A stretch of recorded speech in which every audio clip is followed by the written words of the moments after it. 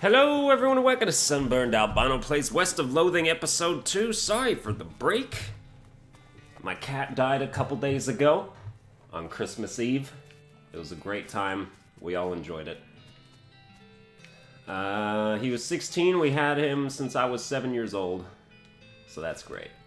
Now, we're just playing video games. Trying to take our mind off things, you know? So this is the map of West of Loathing, and this whole thing gets filled up with locations. If you're wondering about how long the game is, it's my Beanslinger class that I finished the game with has about 14 and a half hours on it. And I hadn't even done anything, or done everything, so... You know, you're in for it's a longer than you would expect game. Deceptively long, you might say. But it's engrossing just like the whole time. It never stops. Well, howdy there! Always nice to see a new face in town. Welcome to the Saloon. Hi, thanks. I'm Jeb.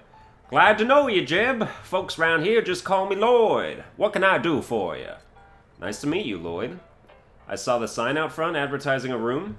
That's right. Finest room in the house, and plenty of room for your partner, too. Are you interested? How much does it cost? Well, that's where you're in luck. The previous tenant was a banker fella, and he paid a month in advance, right before getting himself killed by bandits. You seem like a decent sort, so the room's yours if you want it. Gratis. Wow, great. Awesome. This is our new base of operations. Now, the game does have, like, days, so you can sleep and, like, move time forward. All that does really is reset your stomach, liver, and spleen contents, which sounds disgusting, but that is the main point. There's, like, one quest I found that has you actually have to wait a couple days to finish it.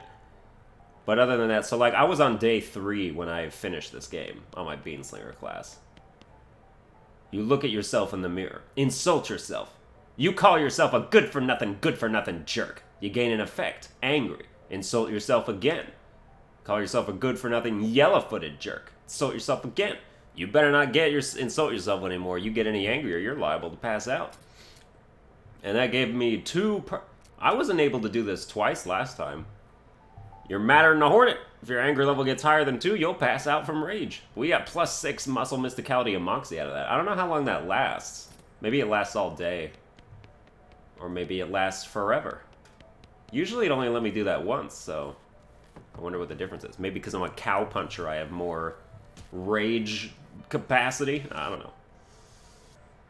Well, we found a spittoon, so you know what that means. This is a spittoon, which is a sort of brass bucket that people spit into instead of spitting on the floor, because not spitting at all is not an option in this society, I guess. I say this despite knowing that you're pretty intimately familiar with spittoons already, sicko. Look, the Jewel Saloon is pretty nice as saloons go. Actual glass in the windows, more than 2 kinds of drinks, a poker room instead of a cockfighting pit, but this spittoon is still a spittoon. The rancid tobacco spit inside it isn't fancy rancid tobacco spit. Here we go again. Alright, fine. You are now hunkered down next to a brass filth bucket, which has probably never been cleaned or emptied because you're near the desert and the ambient humidity around here is pretty low. Low enough that the spit evaporates nearly as quickly as it accumulates.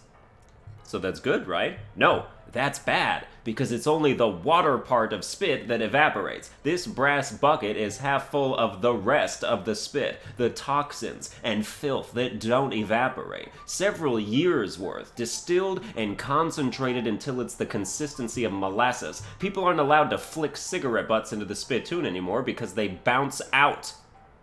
You're about to put your hand into a bucket of something the color and viscosity of maple syrup, except instead of maple, it's flavored with the inside of the mouths of people who chew cigars instead of smoking them and have never brushed their teeth. Ugh. It feels like putting your hand into a bucket of lukewarm tapioca pudding, except instead of tapioca, it's basically poison. Smells like someone ran over a skunk, waited a week, and then set it on fire. Feels like your hand is dissolving. Keep searching. You found something. You found a tacky, filth-covered porcelain cow figurine. A useless, disgusting thing that will make a great heirloom for your children, assuming you're still able to have any, and you hate them. Filthy porcelain cow. Let me take a look at that. That's the wrong button. Oh, yeah, it goes in your offhand. It gives you +3 melee attack damage and +3 spell damage. Worth it! Spittoons are worth it, man. Let it be known. These guys must have fallen asleep during a brawl. What about you guys? They're engrossed in conversation, whatever. That gal doesn't look like she's in the mood to talk. These guys are having a spirited discussion about guns and which of theirs is nicer. I don't want slop for 5 meat, that's for sure. See bartender for darts. How come they're allowed to drink without hats on?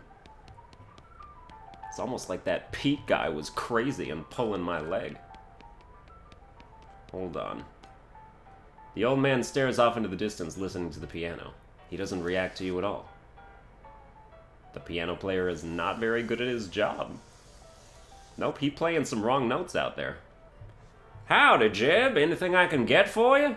Hey, Lloyd. Can I get some darts? The sign on the dartboard said to see you for darts. Oh, sorry, all the darts got broken months ago. That's disappointing. Who's that old man by the piano? Oh, that's old Ellsbury. Tragic fella he is. He was a writer and a poet. Came out west to sell his stories, but nobody were buying. Too weird, his stories. Fantastical-like. Too bad, I love that stuff. Well, it don't matter much now anyhow. He had to get normal work to make ends meet. Did passing well as a prospector, till one day he lost his mind in a mind. He what now? You know what I mean. He saw something. Something that made him stop telling his weird tales. Made him stop talking near completely, come to that. He just stands there by the piano nowadays. Seems to calm him down, and as long as he doesn't make any trouble, I don't mind him too much. Feel a little sorry for him, to be honest. Poor fella. Need any help with anything? Well, if you're handy with mechanical type stuff, something's gone wrong with our piano player. I thought the music sounded a little off. Yeah, it's not supposed to sound like that. I'll see what I can do. Thanks. I'd have poked around in him myself, but I lost the key. This is suddenly taking a strange turn. What is this, a mechanical doll? You lift up the piano player's coat to reveal the hatch on his back that leads to his innards. It's locked, but it's not a very good lock. Oh, I don't have a needle. Are you joking me? Oh wait, there's one more thing we have to do in here.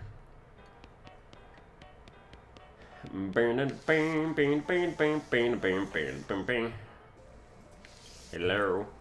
Hey, what are you doing in here? Employees only, bud. Oh, sorry, I was just, looking around. So you're the nosy type, eh? Well, I prefer adventuresome. As it happens, there's something you can do for me. I'm out of saltpeter and need someone to go pick me up some more. Saltpeter? Isn't that used to make gunpowder? And other things? Look, who's the chef here, me or you? Okay, where can I find it? Your best bet's a military camp, because it's used to make gunpowder. Shut up. The nearest one is Fort Cowardice. They keep it in little green jars. This lady's too busy washing dishes to pay attention to you. That's fine. Alright. Have I mentioned that I like this game? Like, it's pretty good, On my oil man snake people person playthrough, I started it over and switched my companions so that it's the doctor instead of Gary. So now I don't have 2 Garys. So like I've been trying the doctor out on that other one, and she's pretty good. She has like a shot that doesn't do very much damage, but it hits everyone, and she has the ability to instantly kill any type of skeleton, which is kind of neat. That can be very useful. The clerk clears her throat. Howdy, are you the sheriff here? No, we don't actually have a sheriff. Offer to be sheriff. I could be the sheriff, maybe. Do you have law enforcement experience? Not really. Have you been to sheriff's school? No. Do you have an existing relationship with Dirtwater's local government? Are you familiar with all the local ordinances? Do you even live here? No. Then what, may I ask, in tarnation makes you think you'd be qualified to be the sheriff? I just assumed. You just assumed that you could mosey into town and become sheriff on your first day? Well, when you put it that way, if I had 5 meat for every wide-eyed protagonist-looking kid who wanders in here thinking they're the most important tenderfoot to ever strap on iron, I wouldn't need this dead-end clerking job. Sorry. It's okay. Like I said, happens all the time. Need any help until you find a new sheriff? Sure, if you're any good with a gun, there's always somebody in need of some justice. Wanted posters are back there. Cells are over yonder. She points behind her and off to the right, respectively. It's a wanted poster, or a wanted poster, if accuracy is important. Wanted, the House in the Desert Gang, for mortgage non-payment, squatting, and general public nuisance. Also for murdering 2 collection agents. Last seen at the House in the Desert. 500 meat reward. Hell yes. You wonder if the house is named after them, or if they're named after the house. In any case, at least their location is unambiguous. Oh, we will bring them to justice, sir. Let's take this one also. The poster reads, Wasted, the Stripey Hat Gang, for grand theft paint and tasteless hat vandalism. Last seen in the vicinity of Cavern Canyon, 1,000 meat reward. Dirty, rotten paint thieves and low-down, no-fashion sense hat vandals. Despicable. Let's go after them. So yeah, the doc seems pretty good as an ally, which makes me think that, like, I thought Susie was good, but now I'm starting to think maybe she's the worst one. Although we haven't seen what Gary's capable of yet, so we gotta... Let's hold out on that one. Oh, this is an offhand? Damn. Alright. Stench resistance is important in a few places that... Because, like, you'll be blocked off if you don't have it, because some places just smell real bad, you know? But yeah, Susie as an ally just shoots. We can't go to the desert house yet. If you want to arrest them peacefully, you need, like, a set of items. So I'm going to try and get those items first. But what I'm going to do is wander and discover Snakepit Mine. Eventually. You encounter a family of scared settlers trying to pack their wagon to head back east out of Dirtwater. They're having a hard time getting everything situated. 5 mysticality to help them pack. Using your advanced spatial skills, you nestle everything into the wagon with space to spare. Now they won't have to leave their children behind. 10 XP, man. Easy as 10 XP I ever made. Wander again. I need Snakepit Mine. That's Shaggy Dog Cave. I'm looking for Snakepit Mine. It did it the first time I ever tried. The last 2 times I did this. I don't have Intimidating 2 yet? Wow. As you turn a corner, you come face to face with 3 bandits pushing a large barrel marked TNT down the trail. The 4 of you stare each other down for a moment, unsure of how to deal with this potentially violent happenstance. Let's fight them! Alright, Gary, show me what you can do. Or at least show me more of what you can do. Okay, I gotta remember. We are... Your muscle will increase by 2. That's not very much. That's really, like, a terrible amount. We're gonna have to upgrade that if we want it to make any sort of difference. 17 to 18, 19. Oh, 18 to 19 to this. You might die. Oh, man. Gary will Gary food the target for 7 out of 10. Should we spawn a goblin? Yes. I think we reproduce. To take some fire. Although it's no good if he spawns behind me. I'm sorry, does this Gary thing suck so bad that it doesn't even do damage right now? That's insane. What if I shoot the TNT? Do they just die? Do we all die? Let's do it. Hey, hey! That's pretty good.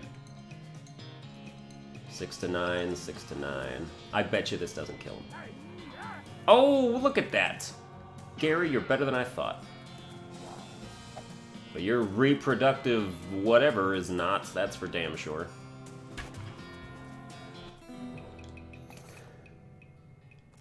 I can't comment on whether Cowpuncher seems good yet, because I gotta wait till we get more of the skills unlocked.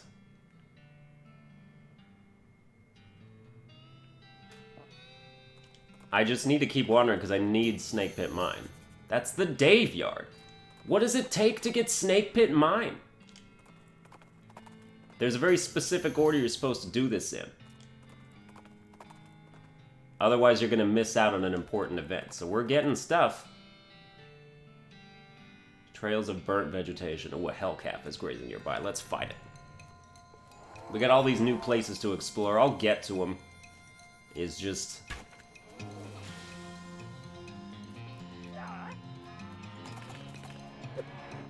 Oh, my muscle is too high.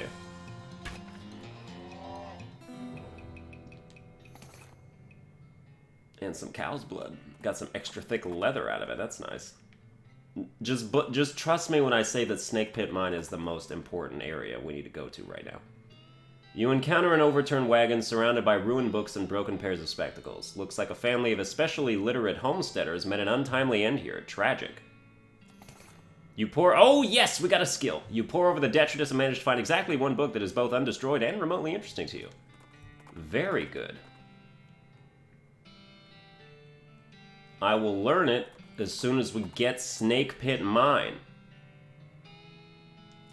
Let's attack this skeleton. God. I'm just at a loss right now.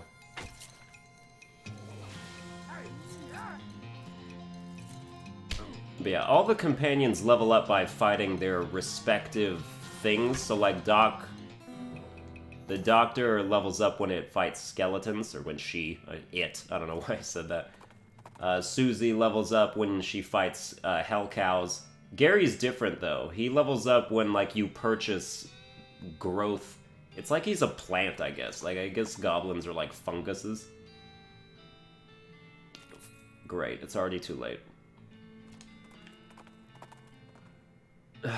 We found a meteor.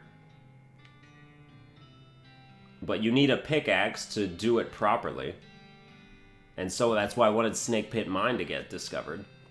Because there's a pickaxe there. And there's also a perk that you can get that gives you XP whenever you mine. That's why you need to do that first. You guys get out of my way. I gotta talk to my freaking out goblin here. Hold on. Jesus.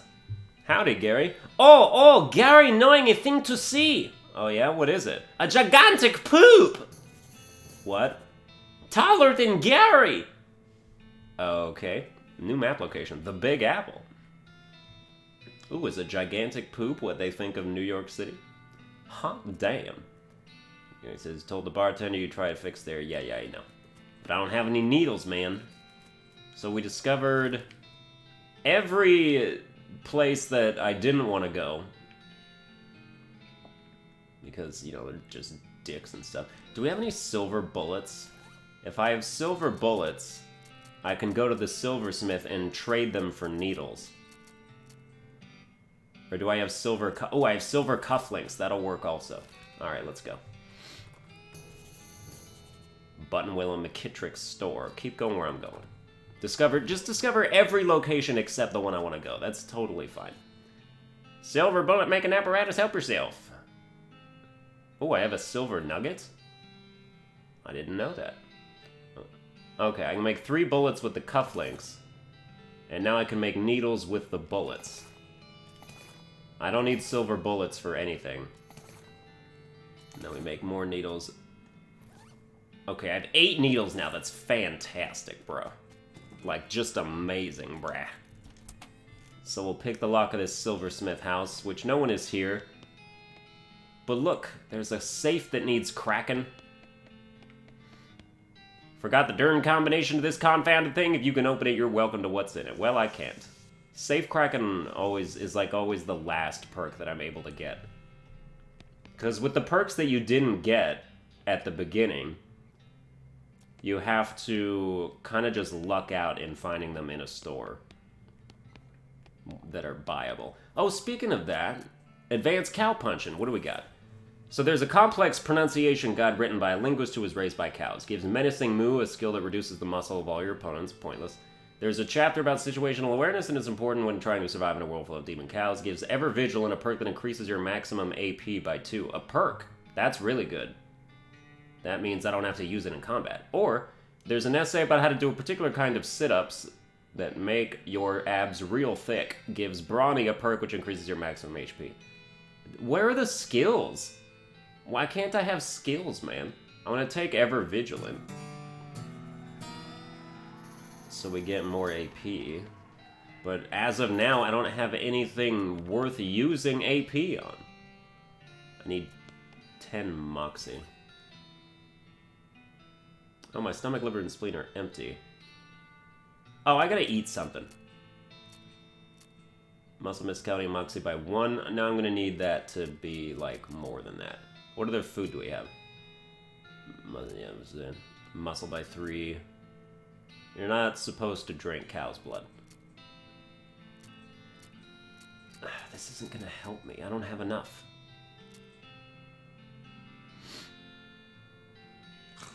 I mean, I'll eat that. You eat the pudding even though you haven't eaten your meat. Oh. Whatever that means. Okay, it's another spittoon. We're about to have a good time. A spittoon. At least, it looks like a spittoon, but it's next to the bed. It might actually be a bedpan. Investigate it. What, really? I mean, if it is just a spittoon, that's bad enough, but it might be a bedpan, and that would be way worse. I feel like maybe you aren't getting what I'm saying. We're talking about an object that someone probably uses when they wake up in the middle of the night and can't be bothered to walk to the outhouse. And the best you can hope for is maybe they only use it to spit nighttime tobacco juice into, in which case it's only full of rancid, congealing tobacco spit. Are you even listening to me, or are you just sort of skimming past the text? Bedpan! I'm pretty sure there's treasure in there and you aren't stopping me. Bedpan! Shut up! I'm investigating! Okay, fine, have it your way. Your own filthy, disgusting way. Turns out to probably not be a bedpan, but it is definitely a spittoon, and it is definitely filled with rotting brown spit. Let's fish around in it. What is wrong with you? Bite me. Oh, good God. Okay. You plunge your hand in up to the wrist. It makes a gloop noise and breaks the thin skin of congealing toxins that was previously keeping the dire smell in relative check. Now you are choking in a miasma of oily, bitter chaw stink. You know that feeling you get when you're about to puke? How you get that taste way back in the rear corners of your mouth, that metallic tang by the root of your tongue like you're sucking on a corroded old penny? Just tell me what I found already. You found a filthy, slime-covered old brooch. You happy? I bet you're gonna put it on without even washing it first. Maybe I will, so there. I am too, also, for sure. It goes on my lapel. And that's better than my sheriff thing. +2 muscle, +2. Oh, this is what I need! Yes! Now I have enough moxie to do whatever this was. The bookshelf contains like 90 copies of Johnny Tremaine. There's something weird about it, though. It's too neatly organized, like maybe the guy was hiding something. Tucked behind one of the books, you find a small envelope filled with receipts. About half of them are from a shop called the Silver Plater. He was crooked! The silversmith was selling cheap fakes! Oh well, he's gone now, and so are most of his customers. No sense in stirring up trouble at this point. You write down the location of the shop, might come in handy. Silver Plater. That location does not come in handy. If you go there, they like silver plate one of your inventory things, like either your hat or your boots or your gun, and all it does is like if you do it to your gun, it increases the damage by 3 and makes it effective against skeletons. That's not very great, you know. Like you could do so much better than that. Let's do the. I know what to expect here. Let's just do it. We gotta do it at some point. You happen across an abandoned crate, which apparently fell off a wagon or something since the lid has been knocked loose, and you know what that means, it's mine! Dynamite, can of oil, thermos of spiked coffee. Ooh, those are like, or no, one of those things is things that I need for the desert house. I need 2 more things. I need a bone from a skeleton, which I think we have, because didn't I fight one? Or no, they just gave me loose teeth for that. What a bullshit thing. And then I also need a lock. And that braid guy's not here for me to trade it with a bar of soap anymore, so we just gotta get lucky. There's a plaque bolted to the cave wall here. Let's read it. This is a story. A record of the events of the expedition to and into Shaggy Dog Cave, November 1887, as recorded by Jim Plackwright. There's a plaque bolted to the cave wall. Having acquired through various and sundry means, a story which is interesting in its own right, but better saved for another time, a map purporting to lead to a large cache of jewels and ingots of precious metals, hidden by the infamous highwayman and train robber Black Cole Jr. in the years before the cows came home, I, Jim Plackwright, along with 3 compatriots, these being Nathaniel Wyman, Cyrus Howard, and Douglas Watts, set out to find Shaggy Dog Cave and the aforementioned treasure. Feel free to skip this part if you want to. Because I'm reading all of it, because I gotta. It's my duty as a purveyor of this game to show you everything in it. Our equipment and provisions consisted of 1 cart and a horse to pull it, 4 additional horses to be ridden, 2 shovels, a spade, and a mining pick, a large coil of rope, 1 large basket of eggs, as well as an assortment of other trail provisions and cookware, my own collection of blank plaques and engraving tools, 1 large and shaggy dog, and a butt-for. There's a plaque bolted to the cave wall here. You know, as we do this, go ahead and ask yourself why this cave is called Shaggy Dog Cave. After traveling for 2.5 days to the south and east, we arrived at a small town named Dirtwater, the largest settlement in the vicinity of Shaggy Dog Cave. Leaving the dog to watch the horses, the 4 of us entered the local saloon and each ordered a beer, except Sai, who was satisfied with water. The barman provided our drinks as requested, and then withdrew a small wooden box from underneath the bar, asking us if we'd care to witness something real interesting. Considering that we still had quite a few hours left to travel, we politely declined and asked him if he knew the way to Shaggy Dog Cave. He replied that he had never been there personally, but gave us rough directions, which correlated nicely with the notes on our map. Upon leaving the saloon, we discovered to our dismay that some unknown villain had tampered with our wagon. Fortunately, the only supplies missing were the butt-for and the entire basket of eggs, apart from one that Doug had concealed within a pocket for safekeeping. We also discovered that the dog had absconded with one of the horses, forcing Nate and Sai, after drawing of lots, to share. I don't know what a butt-for is, but that's alright. I think that's knowledge I can do without. After acquiring a barrel of fresh water for the trip, as well as a replacement butt-for, we headed out into the open desert. The sun shone down mercilessly upon us, though we took small solace in the fact that it would have been far more intolerable had we made this expedition during the summer months rather than November. In order to pass the time on the trip and resist becoming dazed from the heat and susceptible to desert mirages, we exchanged stories of our youth, which I will not be retelling here for reasons of length. However, I will relate to you 3 odd occurrences that happened to us during our trek through the desert. The first was 2 or 3 hours out of Dirtwater, when Nate noticed a glint of sunlight upon a metallic object partially buried in the sand. This was revealed to be a brass oil lamp of foreign design and manufacture, which fortuitously still contained a quantity of oil. Deciding this might come in handy, we stashed it in the wagon with our other tools. Our next encounter was with a nomadic goblin tribesman, who we discovered spoke excellent English. It inquired as to our destination, and we replied that we were looking for Shaggy Dog Cave, though we did not disclose the reason for our journey. The goblin confirmed that we were heading on the correct course, and mentioned that he had only a short time earlier witnessed a large and shaggy dog riding a horse in the same direction. We all agreed that this was an unusual sight indeed, and continued on our way. Sometime later, we encountered a large adobe hut, occupied by 2 identical-seeming old men with wild hair and long white beards. They invited us to take shelter from the heat, which we gratefully accepted, and introduced themselves as hermits. This struck me as peculiar, given that there were 2 of them, but I felt it would be rude to question them on that point.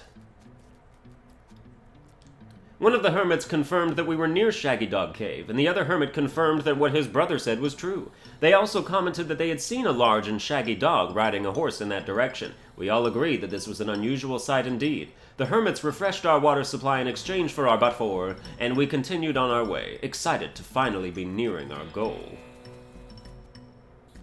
After 2 more hours, we finally arrived at Shaggy Dog Cave. Carefully keeping our excitement in check lest we become incautious, we unloaded our equipment and supplies from the wagon and took a brief respite in the cool shade of the cave entrance. To celebrate our arrival, Doug unpocketed and shared the egg he had saved from our basket that had been stolen in Dirtwater. Once we were rested, we decided the time had come to explore the cave.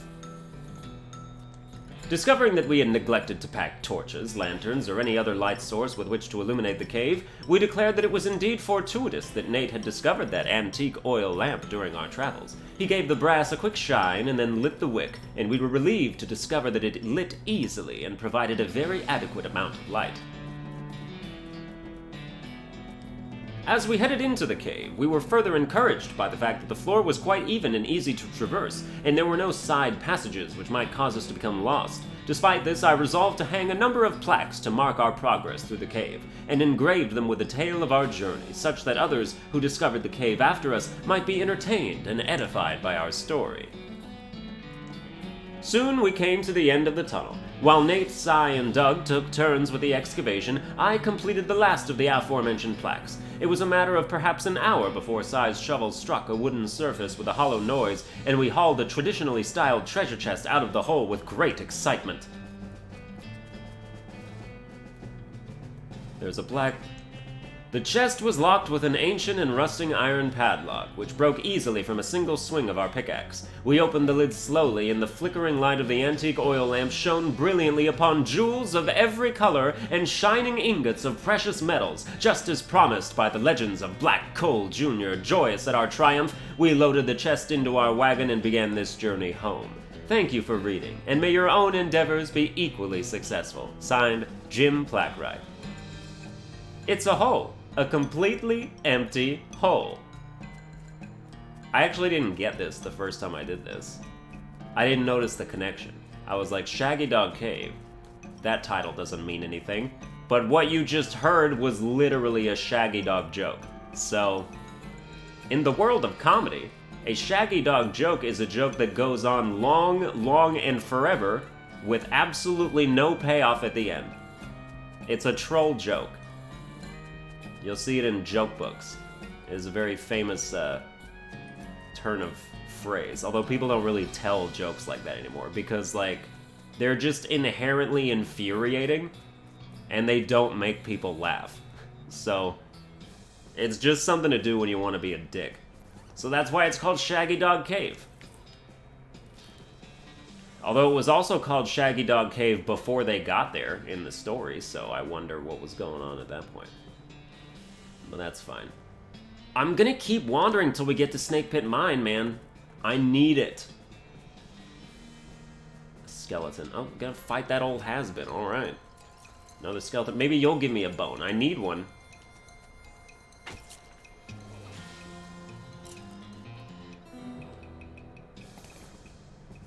Yes, thank you. I need that bone. Alright. Actually, while we're here, we might as well go to the store because we can power up Gary there.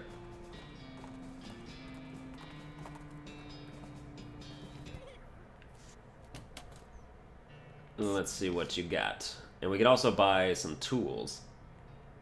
The woman behind the counter stares at you with a huge grin on her face. She gestures at the goods she's got for sale. Alright, I need that rope. I also need advanced cow punching. Bag of Shroom Grow is for Gary. We don't have a lot of meat. I need the cow punching for sure. Do you sell locks? Mind your meat? I guess. Oh, that's the Dickerin skill. I don't have any meat to get that, damn it. Also, I don't have enough meat to buy a pickaxe. But we don't need to buy a pickaxe if we can just get to Snakepit Mine, man. I need a length of rope. We have oil. We have crowbar. You don't really want to sell things. Like, there's... Unless you have multiple of, like, a tool. Like, if I had 2 shovels, I'd sell one of them. But other than that... Just sell the unrefined meat nugget. Alright, I'll do that. Oh, now I'm close to what I need there. I did not know we were so poor. This is a bag of patented Shroom Grow Miracle Fungal Fertilizer, guaranteed to increase the size and intensity of any mycological specimen. Gary? You give the bag of Shroom Grow to Gary, and he tears it open and starts shoving brown lumps into his mouth. A deliciousness! Gary has become more powerful. Good, maybe he can do more than 4 to 6 damage now. That would be spectacular. Alright, each class has like 6 different skills to choose from, or maybe it's 5. So there's also this new skill, Haymaker, since we did the other one. Really about punching people so hard they stop moving. A combat skill that deals damage and briefly stuns an enemy. I need that. You've splattered the book with cactus juice, ruining it. So you got different funny ways of destroying the books after learning one skill. Which is so unfortunate, man. Could have gotten 3 out of that if I wasn't such a doofus.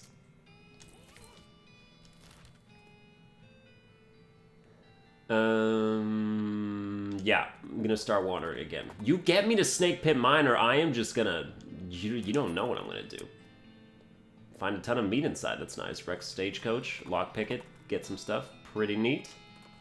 Snakepit Mine. That's the Stearns Ranch. There's nothing Snakepit about it. There we go! Christ, on a stick! Alright, we'll do Snakepit mine and then I'll end the episode. Now, as for a walkthrough portion of this, it's very important that when you come here, you do this, you look at the mining equipment, you have no idea what any of it does, and you explain it to Gary. I don't know what happens if you ask them to explain it to you, but I know that if you explain it to them, you get a perk out of it. So, hey Gary, what? I just wanted to tell you about this mining stuff. Okay.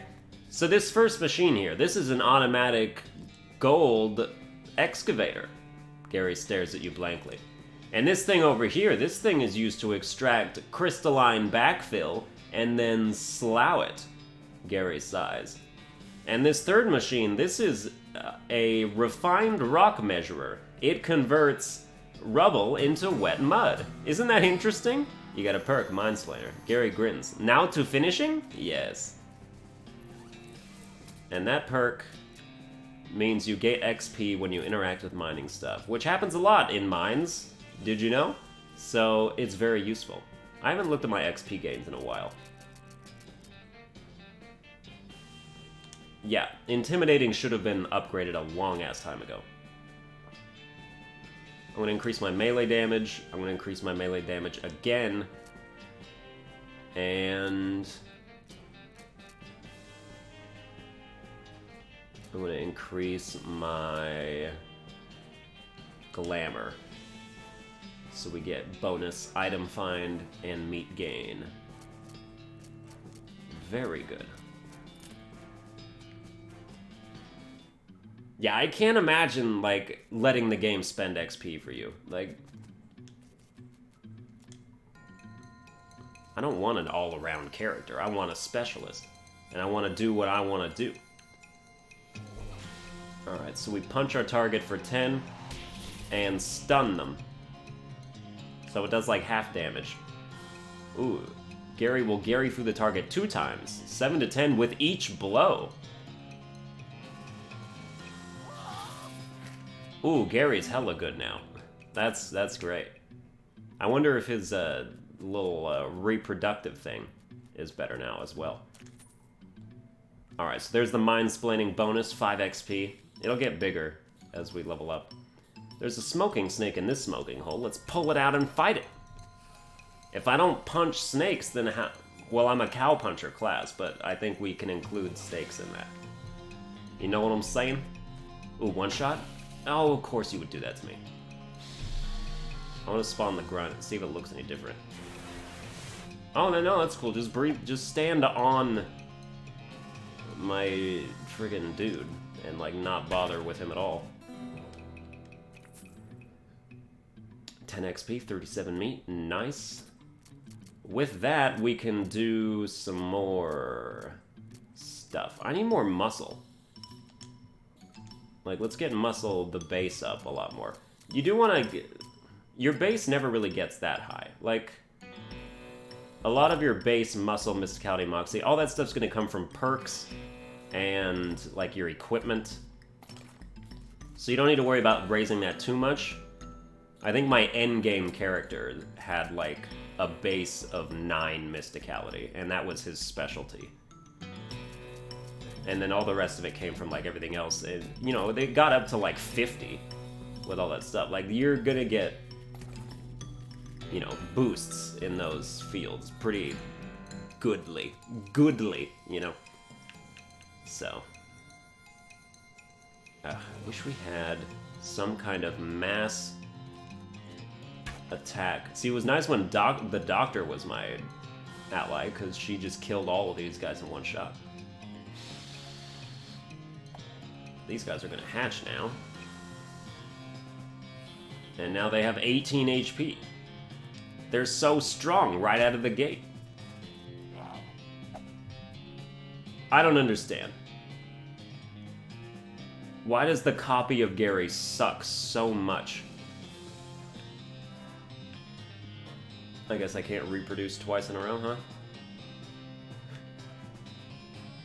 Alright.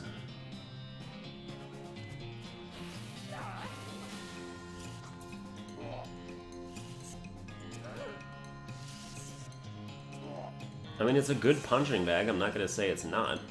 It's just that when it comes to summoning, I've seen much better summon skills that are not only punching bags, but also can do damage. Right now, this thing is like the worst. And there it goes. I really hope you're just like a late bloomer, Gary, because if you're gonna play catch-up this whole match, we're gonna have a problem. Unless you're supposed to be like hard mode, which would be terrible. 30 XP, 54 meats. Alright, so we can upgrade... How much? We have 34 XP. Yeah, I need to... One of these abilities needs to get up there. Haymaker... It takes too much. First aid, not necessary. Lockpicking, no. We beef up, we make that stronger? I guess so. You know, it increases our attack and defense against muscle-related things, so... I'd say it's worth having that be mildly high. The Bean Wizard person has a similar skill with Mysticality. Although the Mysticality one is a lot better. Because it raises it by like a ton more. But it's the thought that counts, I suppose. Well, that's going to do it for this episode. I hope you enjoyed it. If you did, you can like, share, and subscribe and whatnot. We got lots of places to go and lots of game to cover, so don't go anywhere. Like, share, and subscribe, and I'll see you guys next time.